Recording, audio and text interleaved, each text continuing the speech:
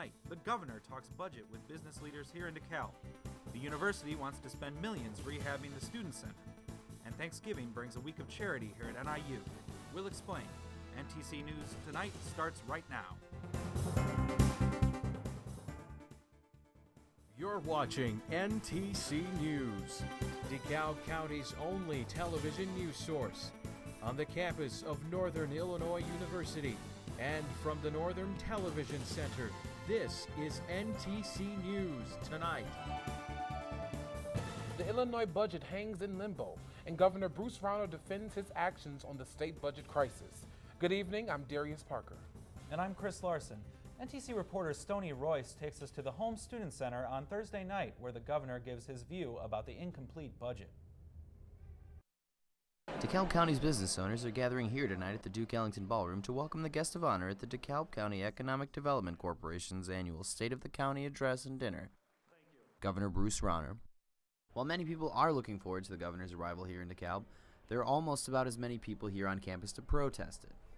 Hundreds of students, faculty, and community members are here braving the elements at MLK Commons to lend their voices in the largest political rally this campus has seen in decades. The rally, organized by NIU's essay speaker Dylan Domke, brought student activists from across the state outside of the Home Student Center to demand an end to the long overdue state budget standoff the first-term governor has found himself in. Protesters made signs urging the governor to take action and to do his job before the budget stalemate forces the state into crisis mode heading into the holiday season. I'm sorry that DeKalb is suffering from no budget. They shouldn't have to suffer. There are many folks suffering. We don't have scholarships for kids who deserve scholarships. We have lottery winners who aren't getting paid. We have child care service providers, and I'm a big advocate for child care. I've been a big personal donor to child care agencies in the state. They're not getting paid. It's wrong what's going on, and what we said to the legislature is stop playing political games. Let's vote on common sense, bipartisan reforms, and let's get a truly balanced budget so we can grow our economy and help great communities like DeKalb. While the protesters outside stood in the wind and the rain to try and get the governor's attention, guests inside the event only had to pay for their plates. Inside the Duke Ellington Ballroom, the governor spoke to the crowd of about 350 people about the possibility of growth for the city of DeKalb. This is one of the best locations in America to build business. That's a fact. While the audience inside the ballroom cozied up to the governor's plans for the area, all those who were hoping for any good news regarding the budget were left out in the cold. For NTC News, on campus, I'm Stefanie Royce. Thanks, Sony. Now, we've been talking about MAP grants, but it's not hard to see where the budget crisis is taking a swing at other important programs here in DeKalb. Add to the list the nonprofit transportation and nutrition provider Voluntary Action for funding to help build a new transportation facility. The U.S. Department of Transportation will fund 39 different transportation projects. A new facility in DeKalb wasn't chosen. This year was the third time the Action Center has applied for the competitive grant, and they plan to do so again every year. The DeKalb County Board says it won't offer a loan to the Fox Valley Older Adult Services. The group asked the county last month to extend $180,000 to the nonprofit agency. Fox Valley offers social services such as home and daycare centers to seniors. They say the funds will help the agency pay its staff and keep its doors open. Board members feel the organization is not in a financial position to repay. Police say a domestic argument led a man to drive his car into another man he was fighting with. Police say Brennan Calvillo had been in a domestic dispute yesterday. Several hours later, another man, Carmen Mano from Sycamore, apparently went looking for Calvillo, spotted him outside Calvillo's home, and tried to hit him with his car. Mano has been charged with aggravated assault. Calvillo was arrested for domestic battery. It looks like the DeKalb Flasher is back on the nature trail. A woman out jogging saw a man purposely exposing himself by a bike path on the north end of the city. The woman says this is the fourth time in the last 5 years she's seen something like this, and she believes it is the same person. This is the fifth report of a flasher near Michael's craft store in the last 2 months. The man is said to be 5 feet 7 inches tall and 170 pounds. DeKalb lost its only food co-op earlier this year when Duck Soup closed its doors. Well, now comes this announcement. Feed 'em Soup is creating a grocery co-op that takes food from a national supply company and brings it to DeKalb. Subscribers to the co-op service bring a personal basket to Feed 'em Soup and pick it up when it's full of groceries. The co-op serves as a fundraiser for Feed 'em Soup. Slots are still available through this month and next. NIU's iconic Home Student Center and oldest residence hall could be getting a facelift. NIU is planning a multi-million-dollar makeover of the building to improve first impressions for visitors. The redesign is centered on the 50-year-old Home Student Center and Neptune Residence Hall. The plan has 4 phases to improve these 2 areas, but nothing has been approved yet. University officials can present a proposal at the Board of Trustees' December 10th meeting. A boat made from trash bins wouldn't stand a chance on the high seas, but at NIU's East Lagoon, it might stay above water. NTC reporter Janelle Karina takes us to NIU's East Lagoon, where students race to stay dry in man-made recycled boats. Boats and plenty of splashes. The objective of the event is to design and build a student-powered flotation device and race around the island in the lagoon and back with the fastest time. Some boats just seem not to be able to cooperate in the competition. One of those boats was disqualified for using wood, a material that was not allowed in the race. So it's always a gamble to see if the boats can go or not. The construction of the boats was not easy. SHIP, a student organization, did not want to gamble their winning chance and took hours planning, building, and testing out the boat. With over 50 pieces of PVC used and 32 gallons below to support the boat and make it float, this boat was able to come back to shore with both of the members dry. They managed to construct a good boat, but did not win. Sigma Alpha Mu for the 8th year in a row won first place again. Both members have formed a personal record by winning as a team for the 3rd time. The technique is we don't stop until we get in. We don't break stride at all. The recycle boat race continues growing. The number of teams participating this year doubled from last year. Many new students accepted the challenge and built their boats out of at least 70% of recycled materials. We will just have to wait until next year and see if another organization is finally able to win first place or if Sam is continuing breaking record. Janelle Karina, NTC News. Well, if they had held the race this morning, all they would have seen was fog. Christina Lind is here with us. Christina, how is the weather looking for the next week? Well, I think we will be seeing some sunshine and the possibility for some rain, and unfortunately, that fog is going to stay around for another couple of days. Let's go ahead and take a look at tomorrow's window. We will see temperatures in the upper 60s and fairly cloudy conditions. But how long will these warm days last? Stay with us. You're watching NTC News Tonight.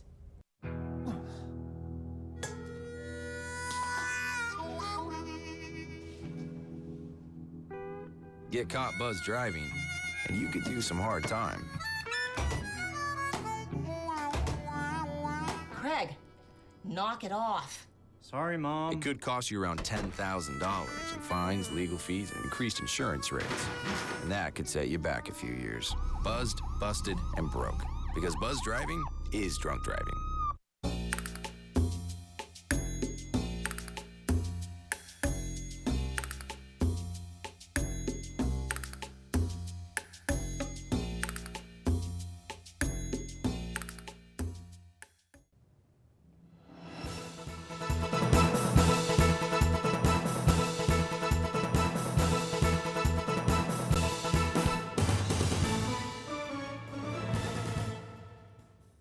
Welcome back, everybody. A gorgeous Wednesday out there. Although it was a little foggy this morning, couldn't ask for a better day, really. We did reach a high of around 69 degrees, which is fairly warmer for what we should be experiencing for this time of year. Let's go ahead and take a look outside. It does look a little eerie out there. However, those clouds are breaking through, and we will be experiencing another nice day. And tomorrow will be the same as well. Let's go ahead and take a look at the maps for the next few days. We will be seeing some showers and thunderstorms and even some snow out in the Rockies. However, this will be heading towards our way probably around Thursday. As you can see here, we will be seeing some showers and thunderstorms to the south of us. However, some of that will be heading our way Thursday night into Friday. However, that will be passing, and the cold front is coming through, dropping those temperatures. However, we will remain dry. Let's go ahead and take a look for Wednesday night. Partly cloudy, patchy fog out there once again, a low of around 56 degrees. For Thursday, partly sunny, kind of breezy out there once again, gusts up to 25 miles per hour. We will reach a high of hopefully around 70 degrees, above average once again. Thursday night, showers and possible thunderstorms coming our way. Wind gusts up to 25 miles per hour once again, a low of around 52. Let's go ahead and take a look at the 5-day forecast.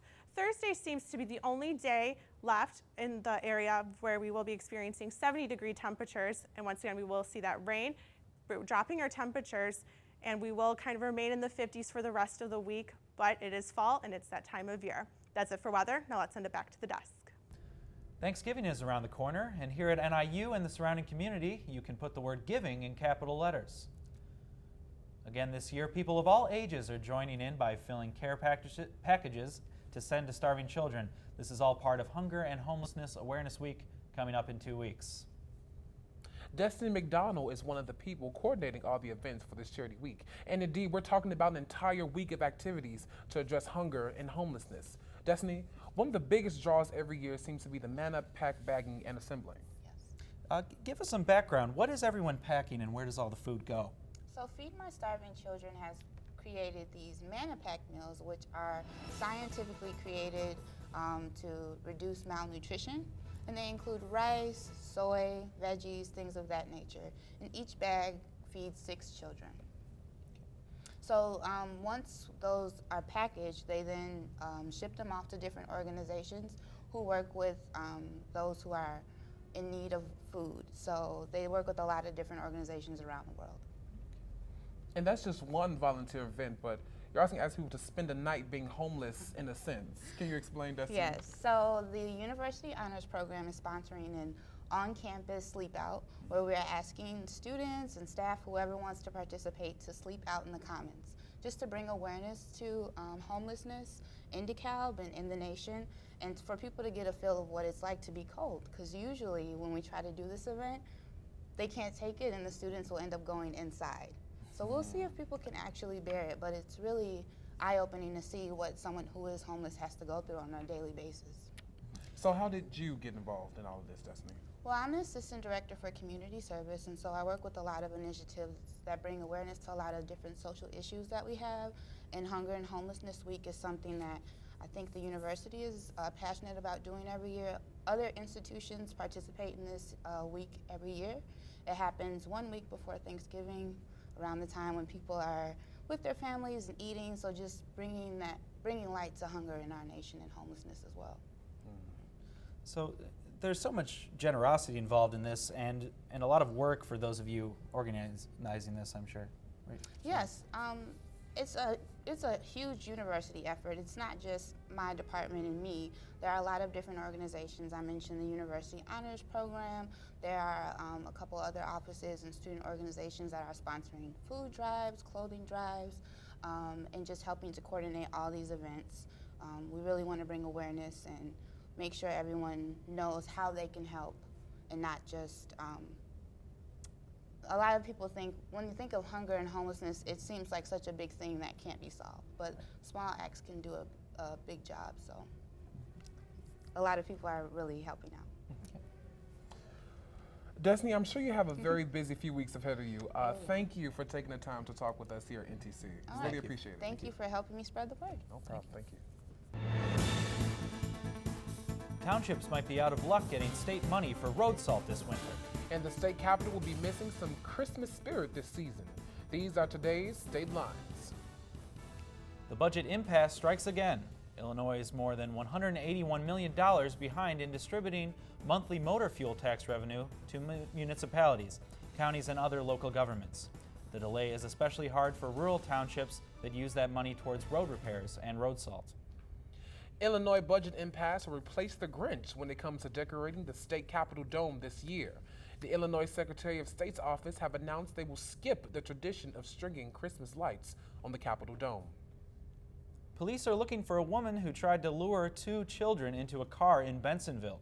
The children were walking home from school when she drove up and asked if they wanted a ride home. They ran away and called for help when she approached them a second time. A Chicago school district is in violation of federal law for offering a transgender student separate changing facilities. The student wants unrestricted access to a girl's locker room. The district believes it has a solution: install curtains. The district could lose millions if it can't reach a deal with the Department of Education. The The truth is out after weeks of speculation surrounding the death of a Fox Lake police officer. The investigation into a Russian passenger jet crash continues in Egypt. Here's what's happening in today's World Watch. The Fox Lake police officer, whose fatal shooting triggered a manhunt, carefully staged his death to make it look like he was killed in the line of duty. That startling revelation came at a press conference this morning. Investigators say Police Lieutenant Charles Glinowitz had been stealing for years from a youth program he oversaw. They say he spent the money on mortgage payments, travel expenses, gym memberships, and adult websites. Forensics experts say the victims of the Russian jet crash suffered two different types of injuries. Some have injuries consistent with falling. Others show signs of explosion trauma with metal pieces in the bodies. The tail of the jet was found 3 miles from the rest of the aircraft debris and did not show any signs of burning from a fire. TASS says at least 33 bodies have now been identified. Ohio voted against a measure that would have legalized marijuana for medicinal and recreational use. 65% of voters opposed the amendment. Issue 3 would have allowed anyone over the age of 21 to possess up to an ounce of marijuana for personal use. It would also have given a few businessmen a monopoly on raising the drug. The widow of Robin Williams is talking publicly for the first time about why her husband took his own life. In an ABC interview, Susan Williams said it was not depression or struggles with alcohol and drug addiction. Williams said her husband suffered from a neurological disease called Lewy body dementia. And that's today's World Watch.